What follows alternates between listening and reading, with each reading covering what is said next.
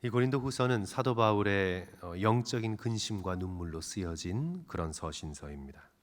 간절한 호소로 쓰여진 편지입니다. 오늘 본문 2장 4절에서도 사도 바울은 이 글을 쓰고 있는 자신의 마음을 밝힙니다.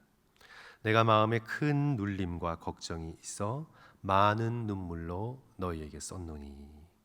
눌림이 있었고 영적인 걱정이 있었고 그리고 많은 눈물이 있었습니다. 또 이제 1장 8절과 9절 말씀 보시면 사도 바울이 당한 고난을 듣게 되는데 사도 바울이 평소 때 쓰지 않던 이런 표현들을 쓰고 있음을 보게 됩니다. 형제들아, 1장 8절과 9절 말씀입니다. 형제들아, 우리가 아시아에서 당한 환난을 너희가 모르기를 원하지 아니하노니 힘에 겹도록 심한 고난을 당하여 살 소망까지 끊어지고 우리는 우리 자신이 사형 선고를 받는 줄을 알았으니 이는 우리로 자기를 의지하지 말고 오직 죽은 자를 다시 살리시는 하나님만 의지하게 하심이라. 얼마나 힘들었으면 그 고난이 힘에 겹도록 심한 고난이었다. 그리고 살 소망까지 끊어졌다. 살았으면 하는 생각까지 끊어졌다고 표현하고 있습니다. 그런데 이제 이런 외적인 고난보다 더욱 사도 바울을 힘들게 했던 고난이 있는데 바로 그것은 고린도 교회가 당한 시험 때문이었습니다. 자신에게 닥친 이런 외적인 고난, 아시아에서 당한 이런 고난은 비록 이렇게 힘들고 살 소망까지 끊겨진 깊은 고난이었지만 이 고난과 비교해서 더욱 큰 고난, 사도 바울을 영적으로 더욱 힘들게 했던 것은 그가 목숨보다도 사랑하여 세웠던 고린도 교회가 당한 영적인 유혹이었습니다. 그 시험이란 교회가 복음에 굳게 서지 못하고 거짓 교사들의 가르침을 받아서 복음에서 떨어져 나가는 그런 시험과 유혹이었습니다. 고린도 교회는 겉으로는 성장했습니다. 겉으로는 여러 영적 은사들이 활발했기 때문에 겉으로 보여지는 여러 활동에 있어서는 저 교회는 잘 되고 있구나 이렇게 느낌을 줄 정도로 고린도 교회는 굉장히 활발했습니다. 그리고 고린도 교회가 위치하고 있었던 그런 위치가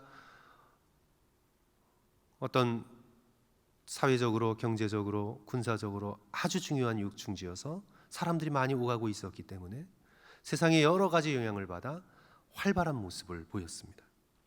하지만 그 핵심에서부터 썩기 시작했습니다. 영적인 눈을 가진 자는 볼 수 있었습니다. 핵심에서부터 썩어 들어가기 시작했습니다.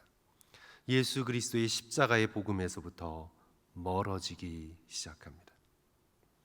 성도 여러분, 교회가 예수 그리스도의 십자가의 복음에서 멀어지기 시작하면 그 교회는 교회가 아니게 됩니다. 어쩌면 사교 클럽으로 변질될 수 있습니다.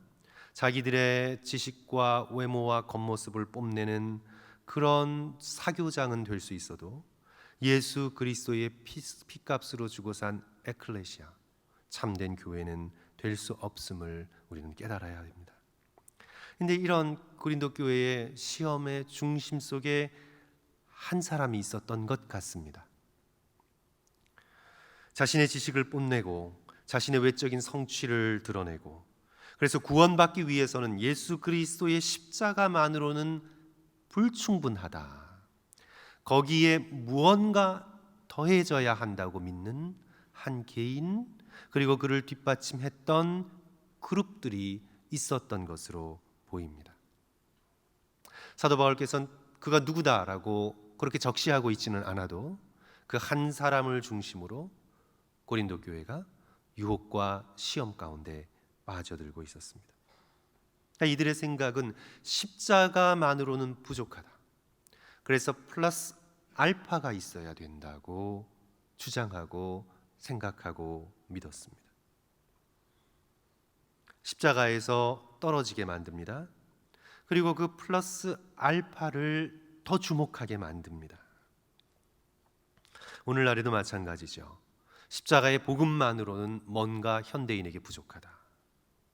부활의 복음만으로는 뭔가 부족하다. 그래서 우리는 플러스 알파가 필요하다. 그것이 세상의 철학이던 세상의 돈이던 이 세상의 세련된 문화이던 간에 우리는 뭔가 플러스 알파가 필요하다고 생각하고 있는 것 같습니다. 우리의 깊은 마음의 핵심 속에 복음만으로는 부족하다는 생각이 오늘 현대인들의 마음속에, 현대 그리스도인들의 마음속에 놓여 있는 것 같습니다. 물론 겉으로는 오직 십자가라고 말씀하고 있지만 그러나 실제적인 의미에서 플러스 알파가 꼭 필요하다고 얘기합니다. 그런데 그렇게 되면 이제 십자가는 점점 흐려지게 됩니다. 십자가가 중심을 차지하고 있지 못하면 십자가가 점점 흐려지게 되고 주변적인 것은 이 세상의 주변적인 것에 불과한 이 세상의 지식 그리고 돈 그리고 세련된 문화를 바라보게 만듭니다. 십자가는 흐려지고 플러스 알파만이 교회의 공동체 안에서 도드라지게 됩니다. 바로 이런 고린도 교회의 흐름의 중심에 한 사람이 있는데 이제 사도 바울은 어떻게 그를 표현하고 있냐 하면 근심하게 하는 자, 근심하게 하는 자라고 표현하고 있습니다. 성도들을 결국 근심하게 하고 성령을 결국 근심하게 하고 하나님을 결국 근심하게 하는 자. 2절 보시면요. 내가 너희를 근심하게 한다면 내가 근심하게 한 자 밖에 나를 기쁘게 한 자가 누구냐. 5절 근심하게 한 자가 있었을지라도 사도 바울을 근심하게 했고 고린도 교회를 근심하게 했고 결국 하나님을 성령을 근심하게 했던 한 사람, 그 한 사람을 암시하고 있는 거죠. 그래서 이제 고린도후서의 말씀 전체가 바로 이런 자를 교회가 놓아두지 말고 징계하라. 오늘날 교회가 권징의 권위를 잃어버렸습니다. 오늘날 현대교회는요 권징의 권위를 잃어버렸어요. 권징한다고 하면 교회가 하나뿐이야 다른 교회가지 이럽니다. 오늘날 교회는 영적인 권위를 잃어버렸어요. 권징의 권위를 잃어버렸습니다. 그런데 사도 바울은 이런 자를 징계하라고, 놓아두지 말고 징계하고 복음을 바로 세울 것을 이 고린도 후서의 편지를 통해 호소하고 눈물로 호소하고 큰 근심으로 이 고린도 후서의 말씀을 쓰고 있는 것이죠. 어떻게 되었을까요?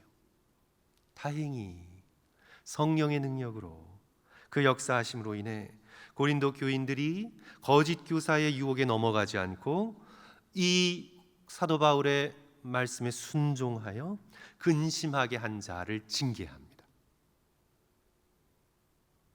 고린도 교회가 여러 가지 문제가 있었어도 권징의 권위가 살아 있었습니다. 하나님의 말씀의 권위가 살아 있었습니다. 그래서 이 자를 징계해야 합니다.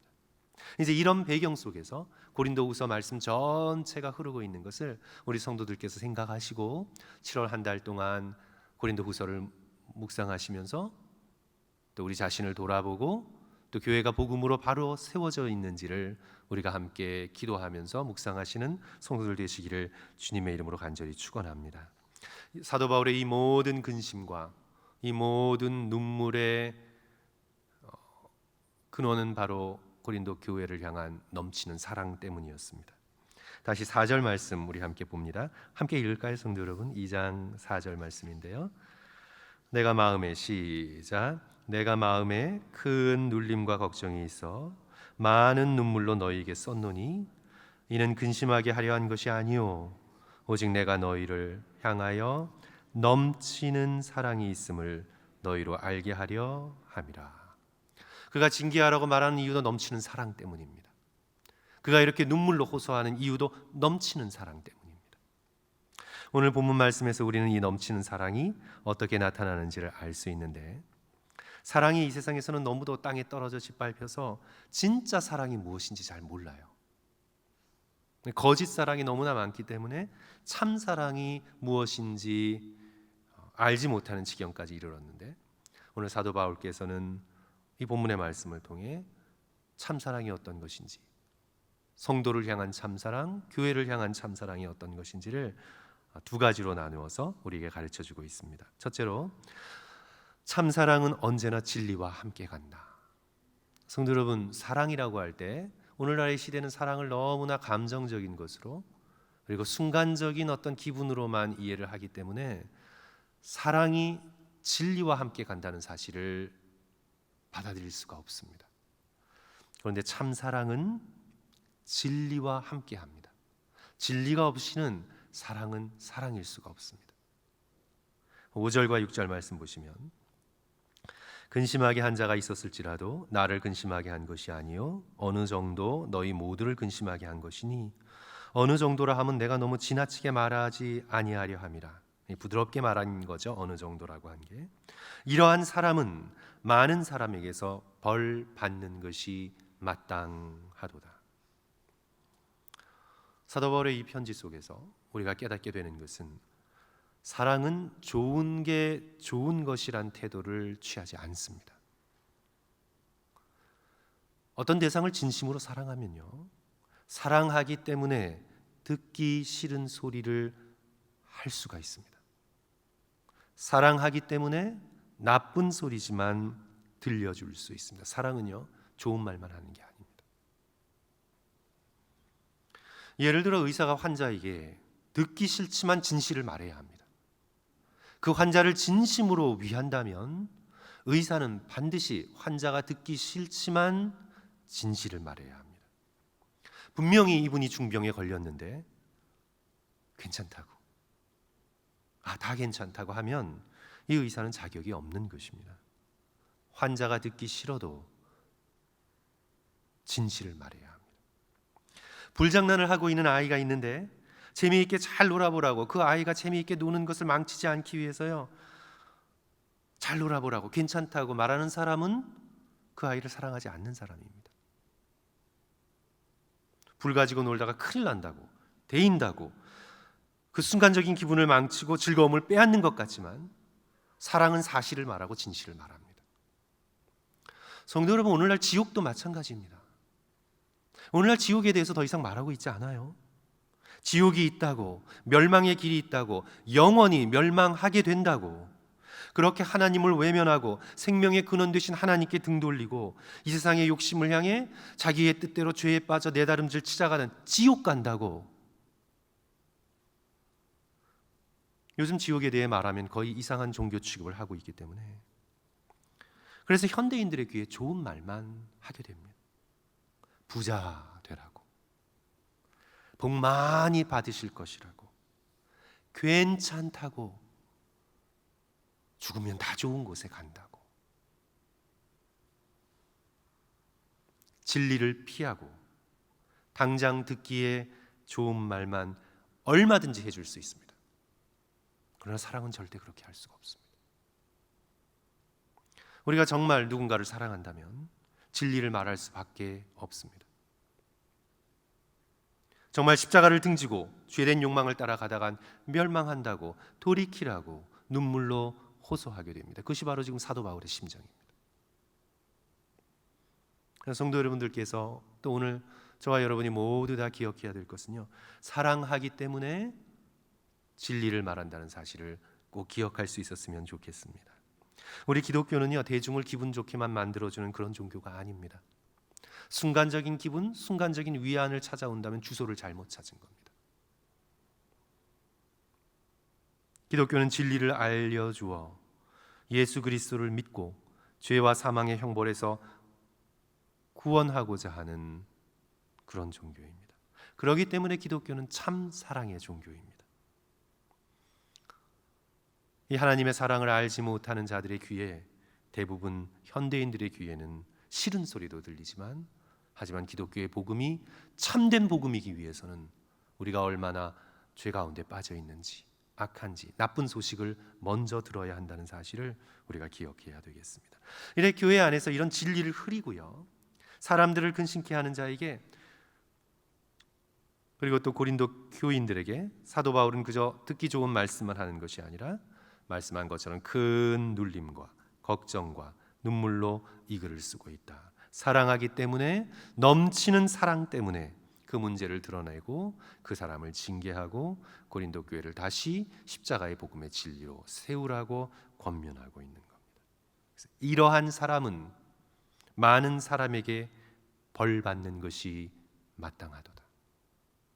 꼭 기억해야 할 건 사랑하기 때문에 우리는 진리를 말한다. 성도 여러분들께서 기억하시기를 주님의 이름으로 간절히 축원합니다. 이제 둘째로요, 참 사랑은 용서와 함께 간다. 이 사실도 또한 기억해야 합니다. 참 사랑이 진리와 함께 간다. 그래서 날카롭게 진리만 말하는 것이 아닙니다. 참 사랑은 용서와 함께 갑니다. 우리 7절 8절 함께 읽습니다. 7절 그런즉 같이 읽겠습니다. 시작. 그런즉 너희는 차라리 그를 용서하고 위로할 것이니 그가 너무 많은 근심에 잠길까 두려워하노라. 8절도 같이 읽죠. 그러므로 너희를 권하노니 사랑을 그들에게 나타내라. 그들 한 사람이었는지 여러 사람이었는지 좀 모호하죠. 사랑은 진실만 날카롭게 말하는 것이 아니라 진실을 말하되 겸손하게 그리고 부드럽게 사랑 가운데 말해야 된다는 것을 오늘 우리가 배우게 됩니다.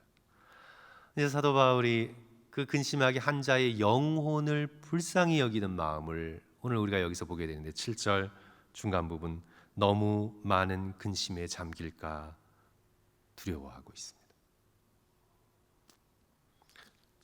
그의 잘못, 허물, 죄악을 그 사람의 영혼에서 다시 분리합니다.